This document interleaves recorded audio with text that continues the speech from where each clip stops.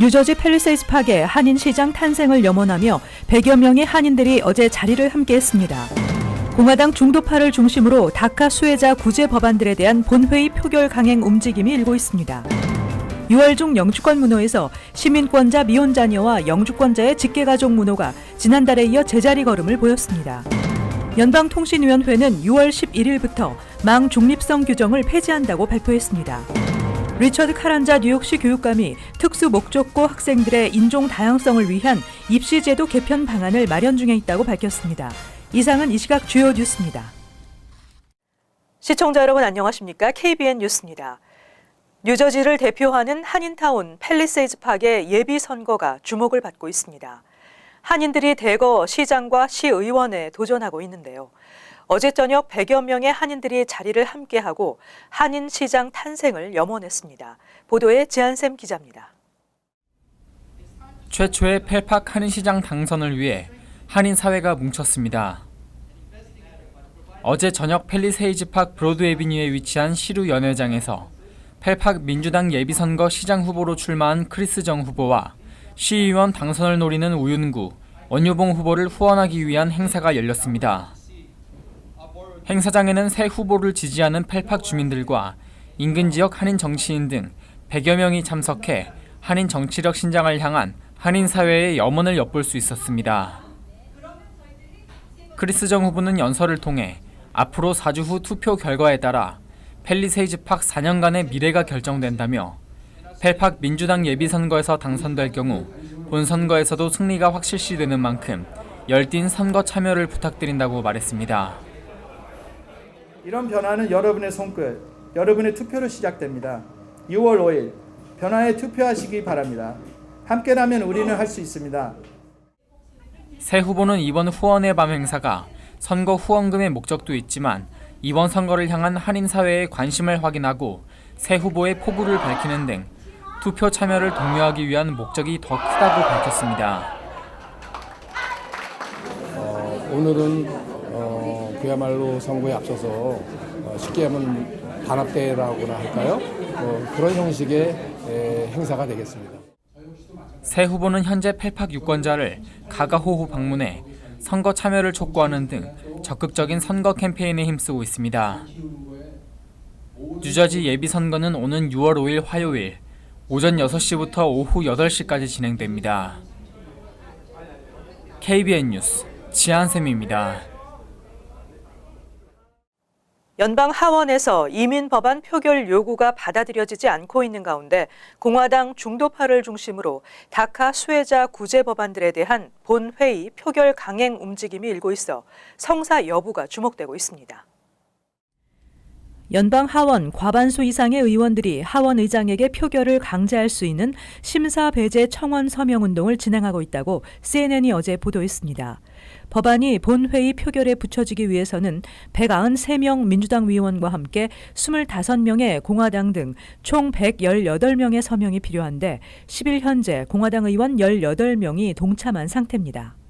만약 본회의 표결을 위한 서명 정족수를 채울 경우 하원은 퀸 오브 더 힐로 알려진 의사 규칙에 따라 4개의 이민 법안에 대한 표결을 실시해 218표 이상을 얻은 득표수가 가장 많은 법안을 가결시켜 상원으로 보내게 됩니다.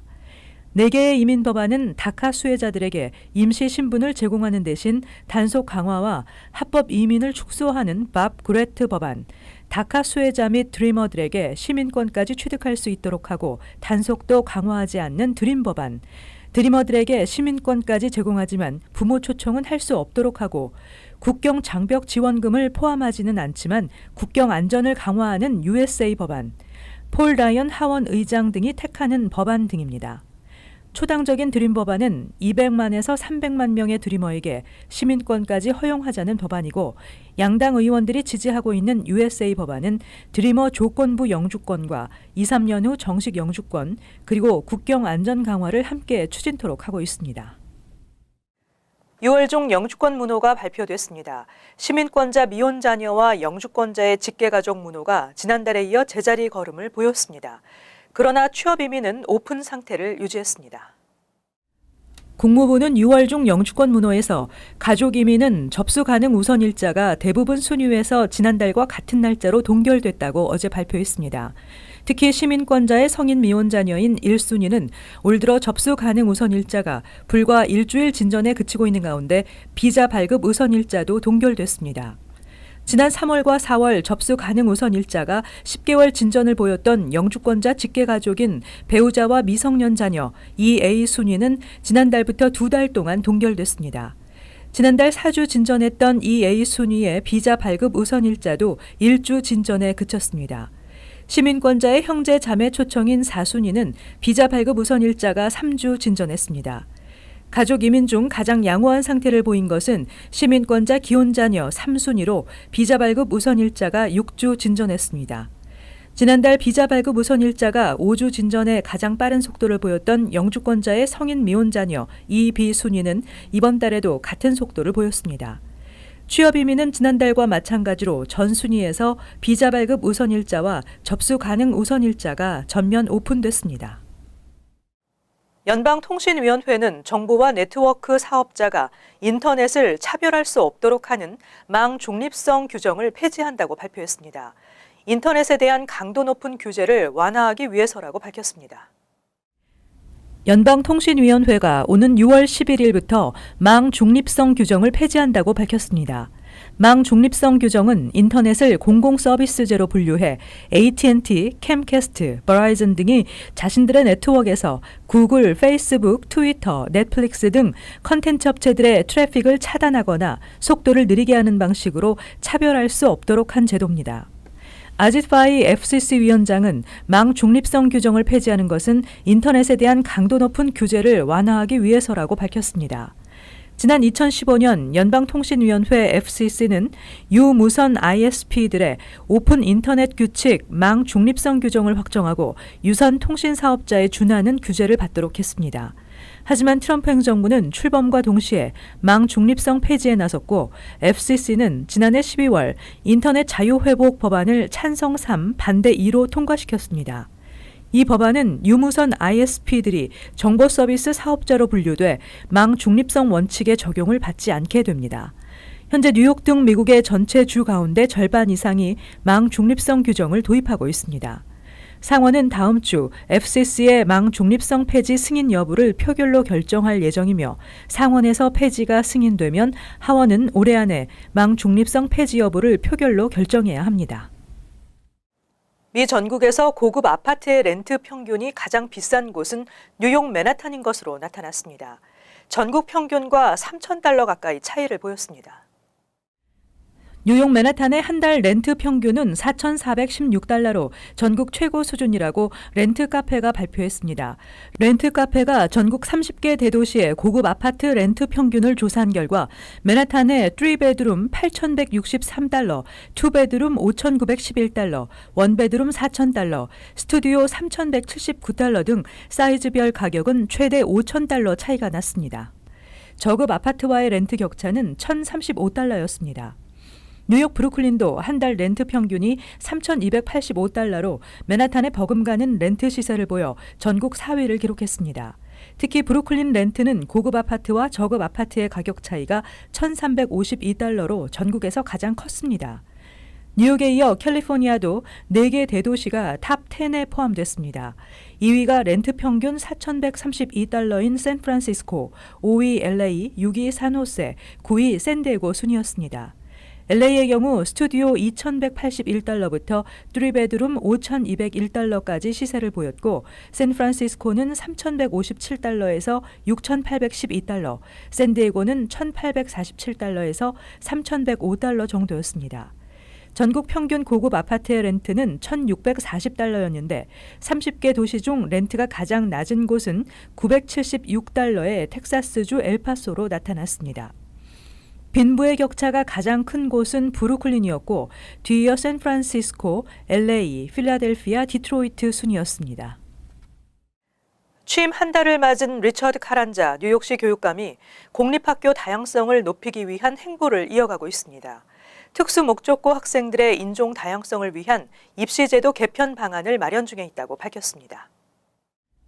리차드 카란자 신임 뉴욕시 교육감은 어제 소수계 언론 간담회에서 다양한 문화와 배경을 가진 재능 있는 학생들이 뉴욕시 특목고에서 공부할 수 있도록 하겠다고 밝혔습니다.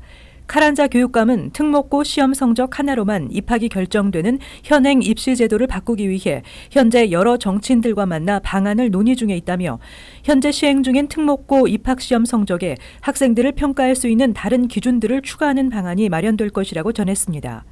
카란자 교육감은 지난 3일 뉴욕시 공립학교 이중언어 프로그램에 11년 만에 한국어를 추가로 개설하고 5개 보로의 학생과 학부모, 교사, 커뮤니티 주민 등이 포함된 다양성 자문위원회도 구성해 의견을 수렴하는 등 공립학교 다양성을 높이기 위한 행보를 보이고 있습니다. 카란자 교육감은 2016년 8월부터 휴스턴 인디펜던트 학군장을 맡아오며 허리케인 하비로 막대한 피해를 입은 학군을 성공적으로 운영했을 뿐 아니라 샌프란시스코 유니파이드 학군장 재직 시절 졸업률을 사상 최고로 이끌었다는 평을 받고 있습니다. 뉴욕시의 ATM 머신과 주유기 등에서 스키밍 사기 범죄가 빈번히 발생하고 있는 가운데 이를 예방하기 위해 뉴욕시경이 스킴 리퍼 장비를 도입해 시범 운영에 들어갔습니다.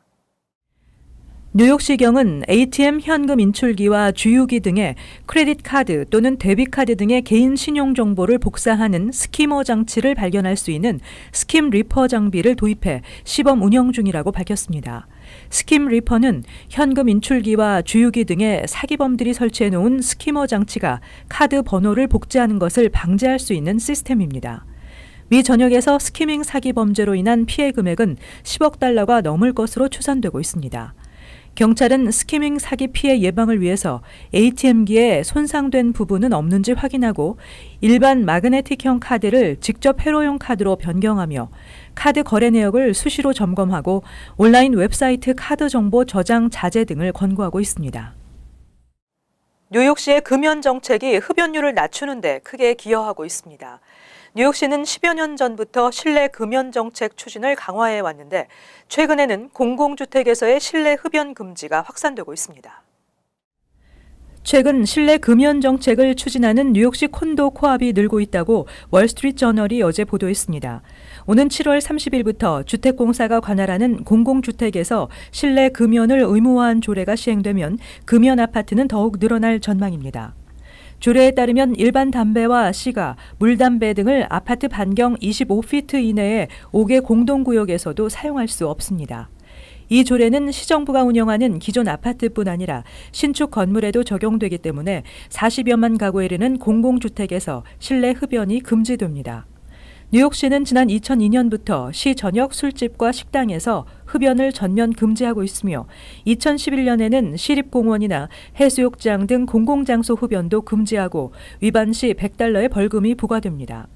또 주정부가 운영하는 주립공원과 해수욕장, 대중교통시설에서도 흡연이 금지되고 있으며 2017년부터는 실내 금연 개정안을 시행해 주 전역의 학교, 식당, 술집, 사무실 등지에서 전자담배 사용도 금지하고 있습니다. 위반 시 건당 $1,000에서 $2,000의 벌금이 부과됩니다. 한편 실내 금연 정책 시행이 강화되면서 뉴욕시 흡연율은 2011년 16.2%에서 2016년 11.5%로 떨어졌고 청소년 흡연율도 2000년 27%에서 2016년 4%대로 하락한 것으로 나타났습니다. 뉴욕에서 워싱턴 DC까지 30분 만에 갈 수 있는 초고속 터널을 구상하고 있는 테슬라 최고 경영자 일론 머스크가 LA에 건설 중인 초고속 지하 터널의 영상을 공개했습니다. 머스크는 터널이 완공 단계에 있다며 조만간 일반인들에게 탑승 기회를 제공하겠다고 밝혔습니다. 테슬라 최고 경영자 일론 머스크가 터널 프로젝트 회사인 보링 컴퍼니가 시공 중인 터널 사진과 동영상을 공개했습니다. 건설 중인 1단계의 터널은 405번 고속도로를 따라 LA 국제공항을 잇는 2.7마일의 짧은 구간입니다. 테스트 주행 영상에는 이 터널을 통해 시속 125마일에서 150마일의 속도로 달리는 전기 수송 차량을 보여주고 있어 전 구간 공사가 완료되면 출퇴근 시간대 1시간 20분씩 걸리는 웨스트우드에서 LA 국제공항까지 5분 안에 주파할 수 있게 됩니다. 머스크는 이 터널에 지하철과 같은 전동차가 아니라 전기로 움직이는 날이 달린 스케이트 형태의 고속 차량을 운행할 계획입니다. 장기적으로는 뉴욕에서 워싱턴 DC까지 30분에 주파하는 초고속 터널을 건설하겠다는 것이 그의 구상입니다. 머스크는 터널이 거의 완공됐다며 몇 달 안에 일반 대중의 무료 탑승 기회를 제공할 수 있을 것이라고 밝혔습니다.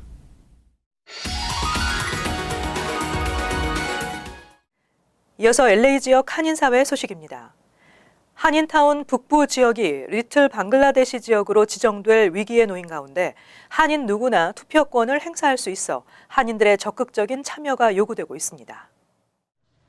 한미연합회는 리틀 방글라데시 지역 구획과 관련한 윌셔 주민의회 내 투표에 한인타운 거주자, 직장인, 부동산 소유자, 그리고 커뮤니티 이해 관계자뿐만 아니라 한인타운을 이용하고 있는 모든 주민들에게 투표권이 부여된다며 한인들의 적극적인 참여를 당부했습니다. 슈퍼라든지 커피숍 이런 데에서 소비하신 그 내용, 영수증 이런 거 같이 스캔해가지고 보내시면은 그것도 이제 인정하겠다고 얘기를 한 걸로 알고 있어요. 교회 주보 같은 것도 괜찮아요. 교회 주보 뭐 2주치, 3주치 이렇게 보내셔가지고 그것도 스캔해가지고 2개 이상이시면 돼요. 이어 단체 측은 온라인 등록이 어려운 노인 등 주민들을 위해 투표 참여를 돕고 있으며 이에 동참할 자원봉사자를 모집하고 있다고 전했습니다.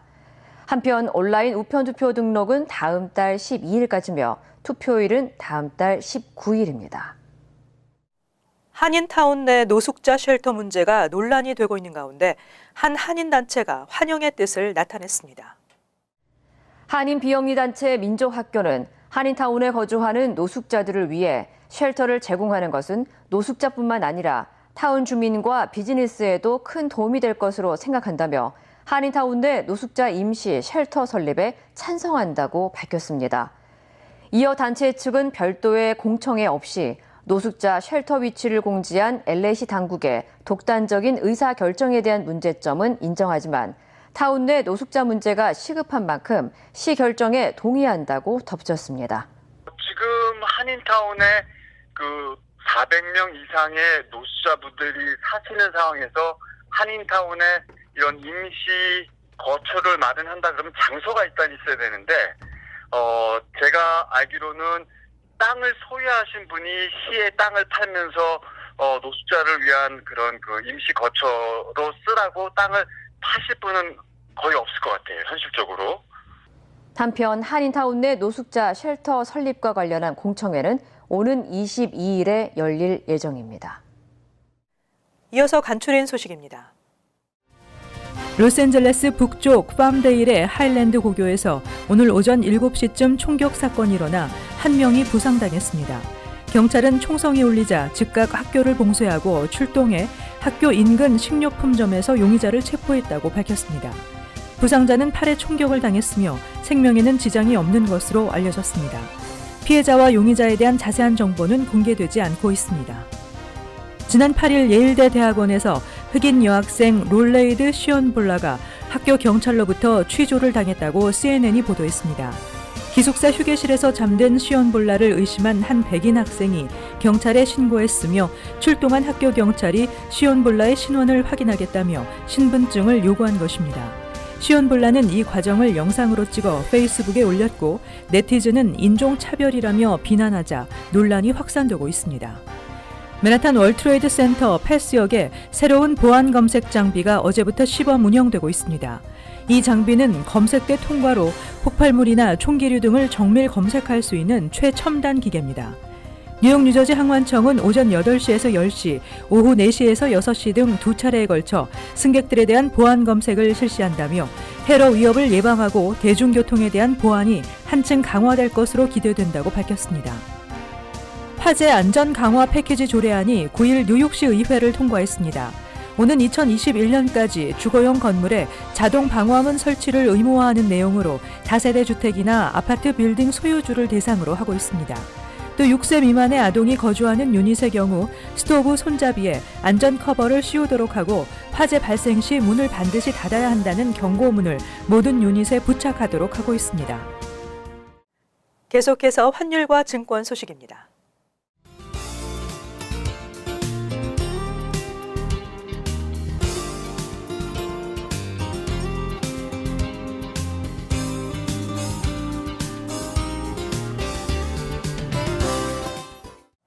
끝으로 날씨 전해드립니다. 토요일은 대체로 흐리고 비와 소나기가 예상됩니다. 낮 최고 기온은 64도, 섭씨 영상 18도, 밤 최저 기온은 53도, 섭씨 영상 12도. 일요일 역시 곳에 따라 비가 오겠습니다. 월요일 대체로 흐리겠습니다. 이상으로 KBN 뉴스를 마칩니다. 즐거운 주말 되시기 바랍니다.